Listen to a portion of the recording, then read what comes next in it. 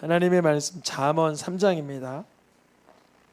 잠언 3장 11절 12절 두 절의 말씀 나누어서 읽겠습니다.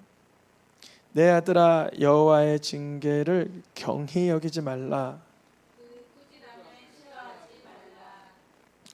대저 여호와께서 그 사랑하시는 자를 징계하시기를.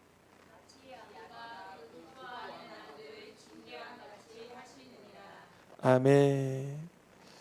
오늘 말씀은 잠언에 나타난 사랑에 관한 교훈을 몇 가지 다루려고 하는데, 내용은 주제가 2달 전 24년 그러니까 2월 23일 금요일 날 했던 그 계시록 본문을 가지고 하나님은 사랑하시는 자를 징계하신다, 이 내용을 좀 담고 있습니다. 그러나 뒷부분에 가서는 좀 이제 뒤에서 이제 영화가 갑자기 반전이 일어나는 거 있잖아요. 그 징계하는 하나님의 사랑이 어떻게 반전으로 우리를 더 이렇게 위로하시는지, 그렇게 좀 말씀을 이어가려고 합니다. 오늘 말씀에 보니까 하나님께서는 징계하실 때, 꾸지람하실 때 그 하나님의 징계를 가볍게 여기거나 싫어하거나 하지 말라 그래요.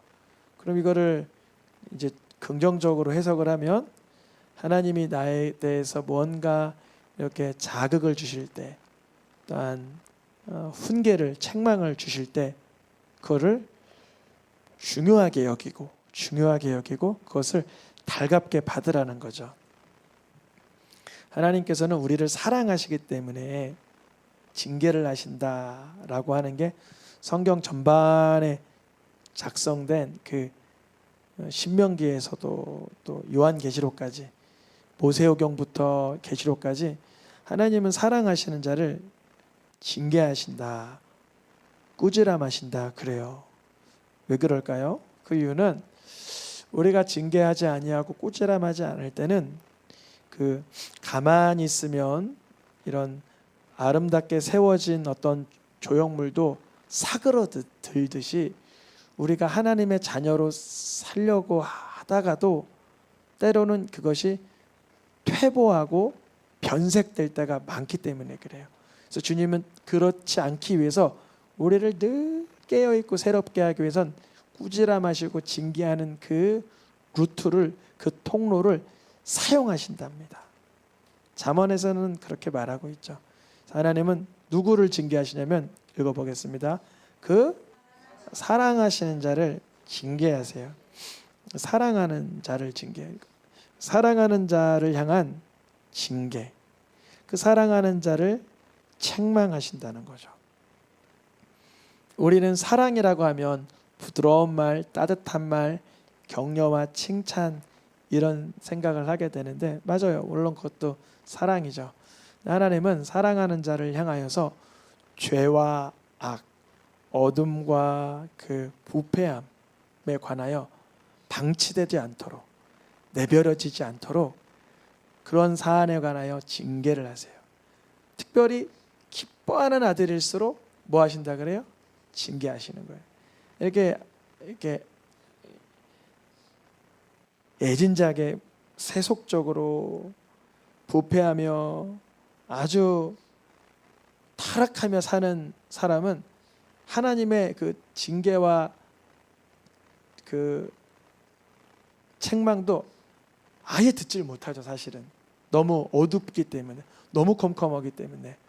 그러나 이제 하나님의 뜻대로 살다려고 하다 보면 이게 내 욕심인지 하나님의 계획인지, 아니면 내 감정인지 하나님의 의향인지가 분간 안 될 때 있어서, 그 부분에 관해서 내가 잘 모르면 주님께서 그때마다 알려주시려고 욕심은 욕심대로 깨닫게 하시고, 하나님을 기쁘시게 하는 마음이었다면 그렇다고 또 이끌어 주시고, 그렇게 조속히, 때로는 세밀하게 이렇게 징계하시거나 책망하시거나 훈계하신다는 거예요.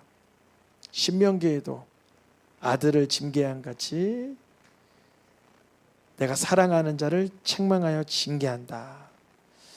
하나님은 우리가 사랑의 대상이잖아요. 사랑의 대상이 죄와 악으로 더러워지고 멸망하는 모습을 보고만 있을 순 없다는 거죠.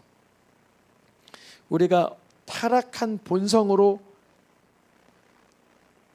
부패하기 전에 재빠르게 우리를 징계하시거나 책망하심으로 때로는 고난을 통해서, 아픔을 통해서 하나님의 마음을 깨닫게 하시는 거예요. 근데 우리가 이제 하나님이 징계할 때, 책망할 때 강력하게 사단이 공격하는 건 뭐냐면 원망과 낙심이에요. 하나님은 사랑하기 때문에 어떠한 어려움이나 역경을 주세요. 저도 오늘 낮에 어떠한 이렇게 사건이 있어서 혼자 이렇게 곰곰이 묵상하면서 기도하는데 주님이 우리를 사랑하시니까 그러하시는 거죠.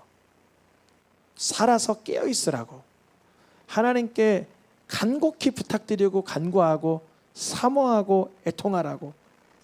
근데 그때 사단은 뭐라고 속삭이냐면 너 지금 위험하고 불편하고 괴롭고 나쁜 상황이야, 이렇게 속삭여요 사단이. 그래서 어떻게 하게 만들어? 우리가 들끓게 만들어. 원망하고 분노하고 그리고 절망하고 낙심하게 만들어요.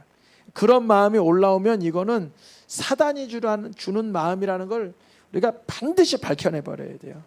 이거를 드러내야 돼요. 그래서 하나님께서 주시는 진노, 주님이 주시는 징계, 책망을 받을 때 그 다윗은 이렇게 기도했어요. 하나님 앞에 우리랑 마음이 똑같으니까 주님 나를 책망하시되 분노로 책망하지 마시고 주님 나를 징계하시되 분노로 징계하지 마세요. 그렇게 기도해요. 이게 무슨 의미냐면요, 어떠한 어려움, 역경, 압살롬이 막 쿠데타를 일으키고 뭐 전염병이 돌고 뭐 이런 아픔이 다윗에게도 있었잖아요. 그의 죄악으로 실수로 인해서. 근데 그때마다 다윗은 하나님, 주님이 날 사랑하셔서 깨닫게 하시려고 주는 그런 책망이요 징계로 내가 받게 하여 주시고 하나님이 분노하시고 하나님이 노여워하심으로 내게 쏟아붓는 재앙으로 여기지 않도록 내게 그렇게 도와주세요 기도했던 거예요. 이 중요한 거예요 여러분. 우리가 상황에 내몰려 보면 알아요. 그런 극단의 상황, 그런 중대한 상황에 내몰리면 그것을 하나님의 나를 향한 사랑의 그 손길로 인식할지 아니면 하나님이 나를 향한 노하심과 분노하심과 저주하심과 아주 그냥 나를 멸망하게 하려고 한 하나님의 계략으로 오해하기 십상이라는 거죠. 그렇게 안 되도록 구해야 되는 거예요. 주님, 상황이 어려움으로 내어 몰릴 때라도 하나님을 신뢰하는 마음을 붙들게 하여 주옵소서. 그러니까 삼손이 대단한 거예요. 두 눈 뽑히고 종살이하면서 그거 맷돌 돌리면서 누구한테 기도했어요? 아, 그렇게 죄짓고도 하나님께 기도할 수 있어요 우리? 아니 삼손만큼 죄짓고 기도할 수 있는 사람 있어요? 삼손 얼만큼 죄졌어요? 자기 나실인인데, 예? 술 먹고 나실인인데, 이방 여인과 그렇게 잠자리를 하고 나실인인데, 막 사람을 막 자기의 분노에 차서 죽이고 막 그랬잖아요.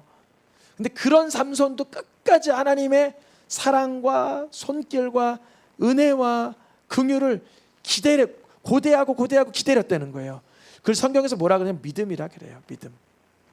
우리가 하나님이 나를 향한 두 눈 뽑히는 상황, 절박한 상황, 좀 버거운 때라도 아, 이거 주님이 하고 계시는 거야, 이렇게 말할 수 있고 선언할 수 있는 그 이 처절한 믿음이 있길 축복합니다.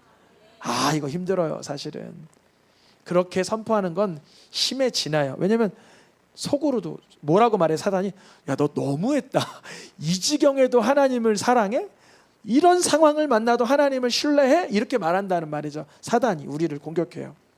그래서 하나님은 사랑하는 자를 책망하시는데 우리는 하나님의 어떠한 징계나 책망이나 훈계나 역경을 지나갈 때 하나님께 뭘 구해야 되냐면 후히 주시되 꾸짖지 아니하신 하나님께 지혜를 구해야 돼요. 안 그러면 우리가 하나님의 징계와 책망 받을 때 견딜 수가 없어요. 주님은 뭐라 그러시냐면 거만한 자를 뭐 하지 말래요? 그리고 누구를 책망하래요?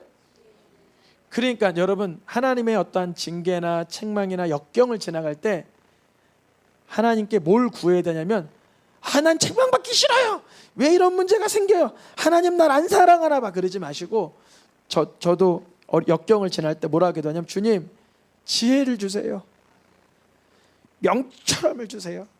이게 시행착오가 여러 번 있었지만 제가 어둠에 내몰린 적이 여러 번이었습니다. 이 순간 지혜롭게 하나님의 어떠한 훈계라든지 채찍질이라든지 징계라든지 책망이라든지 받아낼 수 있도록 주님을 신뢰하게 하여 주옵소서. 그러면 그러한 사람은 지혜 있는 자가 되어 하나님의 어떠한 메시지를, 강한 어떠한 하나님의 그런 터치를 받을 때도 주를 어떻게 되게 돼요? 사랑하게 되는 거예요. 잠언에는 사랑하시는 자를 책망하고 징계하신다고 작성되어 있는데, 만약에 사랑하지 않는다면 우리에게 책망도 없고 징계도 없을 수도 있어요. 왜냐하면 안 사랑하는 자는 그냥 로마서 2장 말씀의 기준으로, 1장 2장 말씀의 기준으로는 그냥 내어버려 둔다 그래요. 죄를 마구잡이로 행할 수 있도록, 자기 맘대로 뜻대로 멋대로 살 수 있도록. 그러니까 이상한 거예요. 아니, 저 사람은 저렇게 사는데, 하나님과 전혀 관계없이 사는데 어쩌면 저렇게 아주 세상적으로 잘 나갈까 보는데, 오히려 그게 그에게 안타까움이죠. 우리에게 때로는 멈칫멈칫하게 하는 사건이 있으면 하나님을 향한 우리의 마음을 되돌아볼 수 있고 하나님을 신뢰하게 되는 기회가 되죠. 필요한 것이 지혜입니다. 지혜 있는 자가 책망을 받을 때 상대를 향한 그 미움이나 원망보다는 나를 들여다보는 기회로 선용하는 거, 이거 어마어마한 능력이죠. 누군가 이렇게 사람을 통해서도 이렇게 훈계를 받을 수가 있고, 환경과 사건을 통해서도 어떠한 하나님의 메시지를 받을 때 어리석고 거만한 사람은 원망하고 다른 사람을 책하고 절망하고 그러지만, 지혜 있는 자는 하나님이 나를 얼마나 사랑하시면 이렇게 아주 세밀하게 나를 만지시려고, 만나주시려고 이렇게 하실까, 그거를 깨닫게 되는 거죠. 그리고 깨닫는 마음을 구해야죠. 하나님께서 지금은 다 우리가 알지 못할 수도 있어요. 우리 삶의 어려움과 역경이 왜 나에게 도래하였는지 몰라요. 그러나 하나님은 우리를 숨어서 사랑하지 않으세요. 보니까 경책하는 자가 나중에 더 뭘 받는데요? 사랑하는 걸 받는데요. 우리가 뭐 사람으로부터도 경책을 받죠.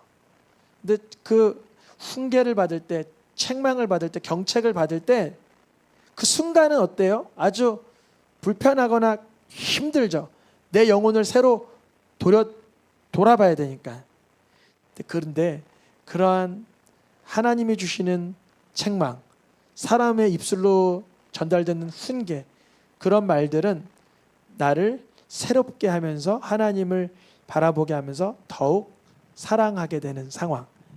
하나님께로부터 말씀을 받아도, 하나님께로부터 책망을 받아도, 또 누구에게로부터 훈계를 받아도 그 순간만큼은 힘겹지만 나중에는 더욱 사랑받는 일이 되는 거예요. 그게 왜 그러냐면 그 과정을 통해야만 우리가 열매를 맺게 돼요.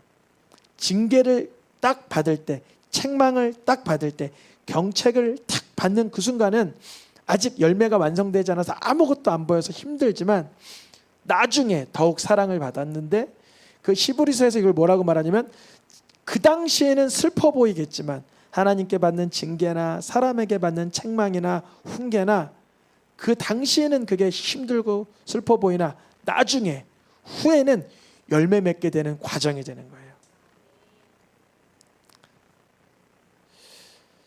성경에서 왜 책망과 징계와 훈계를 사랑이라고 얘기하냐면, 내버려 두는 순간 죄악으로 흘러가요.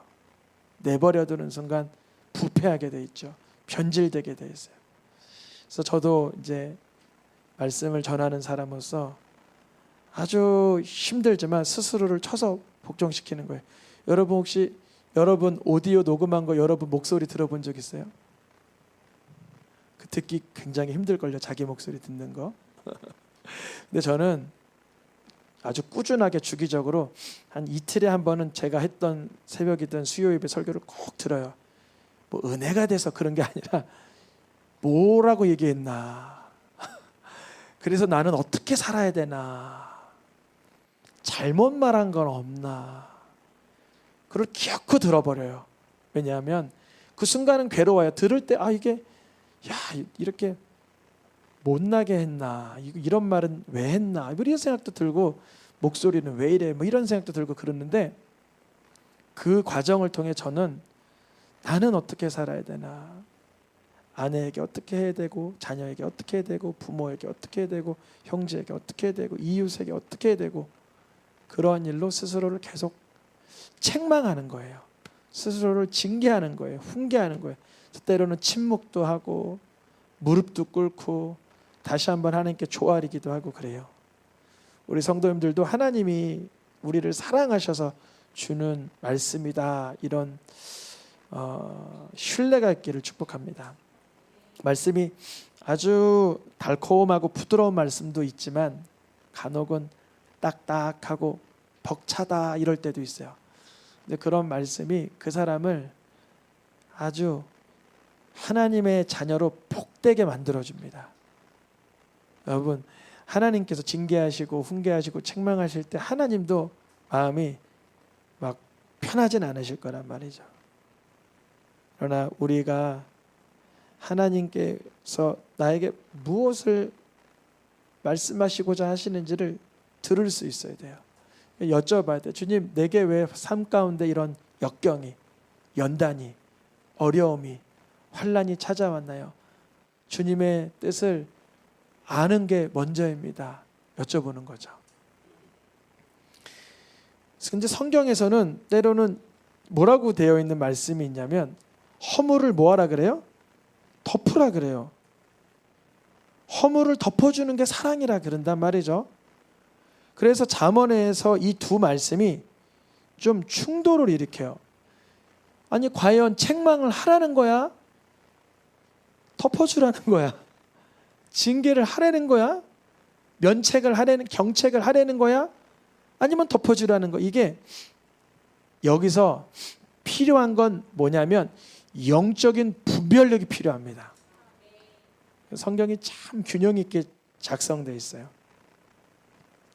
징계와 책망과 훈계가 나가야 되는 사랑이 있고, 허물을 덮어주고 가리워주는 사랑이 나갈 때가 있어요. 둘 다 사랑인데 이 두 사랑은 어떻게 달리 출동하는가? 징계와 책망이 필요한 때는 쉽게 예를 들면 이거예요. 내가 징계하고 다른 사람을 책망함으로 인하여 내 마음이 더 아프다면 그거는 올바른 책망이에요. 내 마음이 더 근데 여러분, 가끔 징계하고 책망할 때 내 속 시원하려고 하는 경우가 있을까요, 없을까요? 회사 생활하다 보면 그런 경우가 많아요. 저도 예전에 공장에서 좀 2년 일해봤는데, 혼내는데 저 사람은 속 시원하겠다는 생각이 들어요. 뭐라고 막 욕을 하는데, 저렇게 욕하면 정말 속 시원하겠다, 이런 생각 들 정도로 책망을 하는 거예요. 그러면 우리를 위한 책망이 아니라 누구를 위한 책망이야? 그거는 자기의 감정 쏟아붓기 위한 나를 쓰레기통으로 쓴 거죠. 그러니까 여러분, 누군가 책망하고 징계하고 훈계할 때 상대보다 내 마음이 더 아프다면 그거는 바른 책망인 거예요. 이해하시겠죠? 상대보다 그 책망을 하는 내가 더 힘겹고 더 아파요. 그러나 할 수밖에 없다면, 그 눈물을 머금고 아픔을 머금고 하는 책망이라면, 그 징계라면 올바른 사랑이죠. 반대로 허물을 덮어줘야 되고 허물을 가리워주는 사랑이 필요한 때는 언제냐면, 이렇게 이해하면 쉬워요. 그 사람의 그 허물이 나에게 손해를 끼치고, 그 사람의 그 허물이 나에게 괴로움이 되는 허물이라면 내가 덮어주는 거예요. 이거를 그러면 성경적인 예화로 들면 이거예요. 예수님이 책망만 하셨어요? 허물만 덮어주셨어요? 둘 다 하셨어요? 둘 다 하셨어요. 그러니까 잠언이 옳은 하나님의 말씀이죠. 예수님께서 십자가 사건 전에 자신을 배반할 제자들을 앞에 두고 책망하셨어요. 뭐라고 책망했냐면 믿음이 적은 자들아, 믿음이 작은 자야, 사단아 물러가라. 이런 좀 때로는 이게 훈계하시고 책하시는 말씀을 하셨어요. 왜냐면 그거를 드러낼 수밖에 없어요. 이들이 자기의 믿음의 현주소를 알아야 되니까. 베드로에게 가룟 유다가 지금 떡 조각을 집어든 자가 날 팔자다. 완벽하게 직역을, 그러니까 직접탄을 날리신 건데도 그는 거기에 아주 아무렇지 않은 듯이 하고 있었단 말이죠. 왜냐하면 그때는 책망이 끝내는 피로, 예수님 마음 너무 아프지만, 그래서 예수님 십자가 사건 이후에 부활하시고 나서 제자들을 찾아갈 땐 그들을 책망하지 않았어요. 그들이 경험했던 그 부끄러움과 수치와 그 비겁함을 책망하지 않고 평안하뇨 하면서 성령으로 평강을 불어넣으셨죠. 그들의 허물을 운운한 적이 없어요. 왜 배신했어? 이러신 적이 없다는 거죠. 그런데 그 배신하고 저주한 걸로 인해서 누가 제일 마음 아파요? 예수님이 제일 마음 아파요. 그러나 그 허물을 덮어주는 거예요. 이 성경에서는 책망하는 상황과 허물을 덮어줘야 되는 상황이 둘 다 사랑이라고 잠언에서 말하고 있는데, 분별할 수 있는 분별력이 우리에게 필요한 거예요. 이 순간은 허물을 덮어줘야 되나 책망해야 되나 봤을 때, 이 사람이 나에게 손해 끼치고 나를 기분 나쁘게 하고 나를 불편하게 했을 때는 너 나에게 잘못했어, 잘못했다 그래, 그러면 책망 같지만 책망이 아닌 거예요. 그냥 내 속 시원하라고 하는 행동이죠. 사실은 허물을 덮어줄 때였어요. 원래는 나쁜 말을 했지만, 나쁜 행동을 했지만 괜찮습니다, 저도 그런 적이 한두 번이 아닙니다. 그러나 예수님 우리를 대신해서 죽으셨잖아요. 허물을 덮는 순간이 필요하고 책망이 필요할 때 있죠. 정말 책망, 따끔하게 다그쳐야 되는 상황. 아이가 학교에서 컨닝하고 시험을 잘 봤다 그래. 그러면 칭찬해야 돼요, 책망해야 돼요? 모르겠어요. 나 이번에 1등급 나왔어, 근데 컨닝했어요. 그러면 뭐라 그래야 돼요? 책망해야죠. 당연히. 나오다가 돈 주웠어요, 이거 어떻게 해요? 책망해야죠. 놓고 오든지 경찰서에 갖다 주든지. 지난주에 기사 보니까 고등학생이 돈 주워가지고 순댓국을 평생 무료로 먹게 됐다 그러더라고요. 보셨어요? 못 보셨어요? 지난주에 학생 하나가 이게 걸어가는데 100만 원짜리가 막 널려 있어서 그걸 다 주워 모아서 경찰서에 갖다 줬대요. 그 동네 식당 아저씨 주머니에서 빠진 건데, 그 아저씨가 그 학생한테 평생 우리 국밥집은 무료다 그랬대요. 잘못된 행동에 대해서 아무리 유익이 있어도 책망해야 되죠. 그래서 우리가 성경에서는 하나님은 사랑하는 자를 책망하신다, 그리고 허물을 덮어주는 것이 사랑을 뜨겁게 하는 자는 허물을 덮어준다. 하나님은 우리를 향하여서 책망만 하시나 이제 반전이 있다 그랬죠. 하나님은 우리의 허물을 덮어주기, 책망도 하시지만 우리의 있는 허물들을 다 덮어주기 위해서 누가 대신하여 죽으셨어요? 예수 그리스도께서 우리의 허물을 대신하여 찔리시고, 우리의 죄악을 대신하여 상하시고, 우리의 징계를 대신 받아버리신 거죠. 그러니까 하나님은 우리를 징계하기만 좋아하시는 분이 아니라 우리를 예수 그리스도의 그 성품에 자라가기 위해서 징계하시고 책망하실 때도 있지만, 궁극적으로 우리가 받아야 될 그 심판과 저주는 그분이 다 받아주셨다는 거죠. 이게 바로 성경이 말하는, 잠언이 특별히 기록하고 있는 책망과 허물을 덮어줌에 대한 사랑의 이야기입니다. 우리의 삶 속에도 언제가 책망해야 되는 순간인지, 언제가 허물을 덮어줘야 되는 순간인지를 우리가 영적으로 분별할 수 있는 그 성령의 은총, 지혜를 부여받을 수 있기를 축복합니다. 시간 찬양하며 함께 기도하겠습니다.